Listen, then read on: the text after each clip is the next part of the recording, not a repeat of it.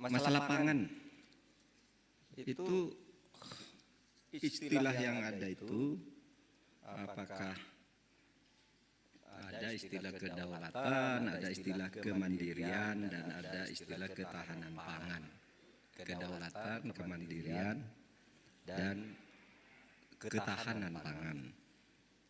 Kedaulatan pangan itu berarti kapanpun negara butuh pangan itu harus tersedia.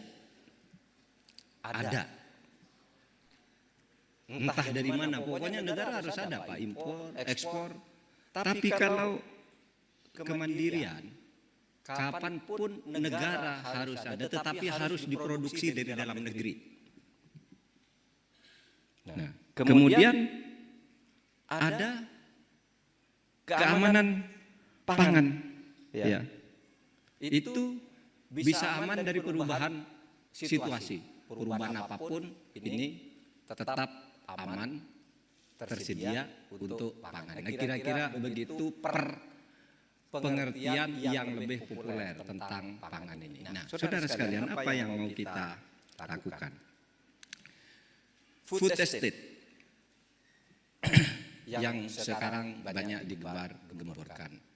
Saya kira semua orang sekarang punya kesan itu gagal.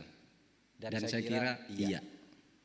Kenapa? Karena kita menyediakan lahan yang besar, tidak dipikirkan bahwa lahan yang besar dengan modal besar itu harus ada petani.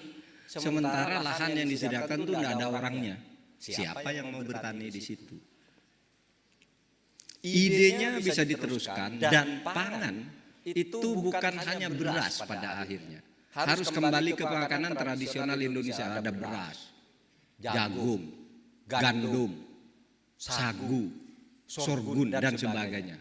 Itu nanti kita kembangkan. Karena itu sebenarnya makanan tradisional kita. Kita tuh suka makan nasi gitu kan sesudah dijajah orang.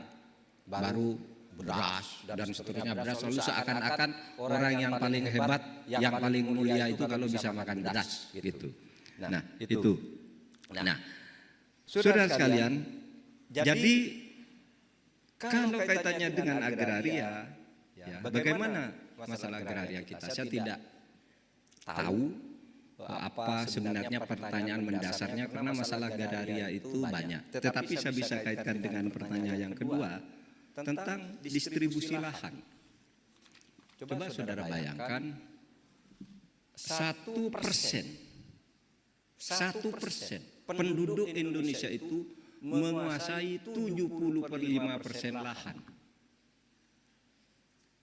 99% penduduk berebutan untuk mengolah dan menikmati hanya 25% lahan. Tidak imbang. Nah, ini yang harus kita tata ke depan. Itu terkait dengan banyak hal.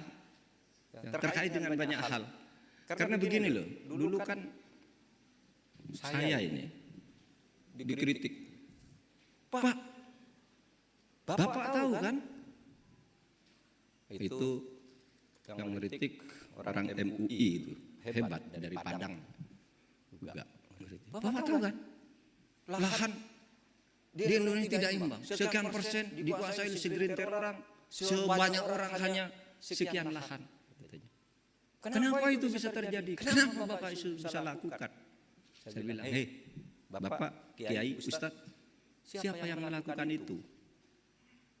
Mari ini Bapak lihat nih, puluhan juta hektar tanah dibagi ke dalam bentuk HP, HH, GB, HG. Siapa yang buat ini? Buat. Tahu enggak Bapak terjadinya ini? Terjadi sebelum tahun 2014. Karena saya dikritik, saya cari datanya. Mana sih lahan itu yang punya? Gila. Ini tanah tidak merata. Tapi saya punya, ini tanggal sekian perusahaan ini punya sekian ratus ribu hektar di sini, dikeluarkan tanggal sekian pada periode ini. Saudara, yang periode sekarang tidak ada. Yang keluar yang baru. Yang awal periode Pak Jokowi itu keluar sedikit karena periode sebelumnya sudah menandatangani MOU, tinggal pemberiannya. Tapi sedikit sekali. Nah, ini nanti kita tinjau kembali. Persoalannya kadangkala kalau kita mau membuat reformasi agraria, akademisinya sendiri ribut. Itu kan ada usul. Coba kita buatlah undang-undang land reform. Gitu, dibuat undang-undang reform. Ada lagi yang protes dari kampus juga. Jangan, itu warisan paling hebat. Itu undang-undang pokok agraria, kok mau direvisi apanya gitu. Ketika mau disahkan, diprotes, di demo, mentah lagi. Saya kira, tidak tahu saya, apakah di UNAN ini punya pendapat yang sama tentang reformasi agraria dengan UGM misalnya, gitu. Tidak mudah mengatur orang yang jutaan orang itu. Ada undang-undang ini mau diperbarui, tidak dibantah oleh yang lain, dikerahkan masa demo, udah jangan disahkan dulu, dengar dulu penjelasan yang demo. Besok sesudah yang demo didengarkan, disetujui, yang satunya demo lagi, tidak jadi-jadi. Masa mau bernegara seperti itu? Harus tegas.